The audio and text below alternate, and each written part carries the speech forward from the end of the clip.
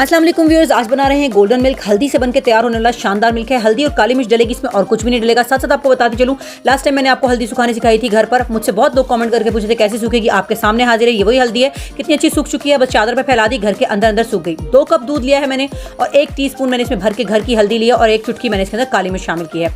तो ये देखिए, बस इसके 2 ही मेन इंग्रेडिएंट्स हैं। सिर्फ इसमें हल्दी और काली मिर्च डलेगी और इसको पका लीजिएगा। अगर आप फिर भी खुशबू और इलायची और कुछ चीज़ें डालना चाहें तो आपकी मर्जी है, वरना इसमें कोई शहद और दालचीनी या इलायची कुछ शामिल नहीं होता। बस अच्छे से 5 मिनट पका लेना है।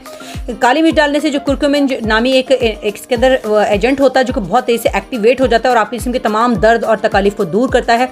एंटी कैंसर भी है, एंटी इन्फ्लेमेशन भी है। हर तरह की सूजन, वरम और तकालीफ को ये दूर करने वाला है आपके जिस्म से। इसको अपने घर पे ज़रूर तैयार कीजिएगा।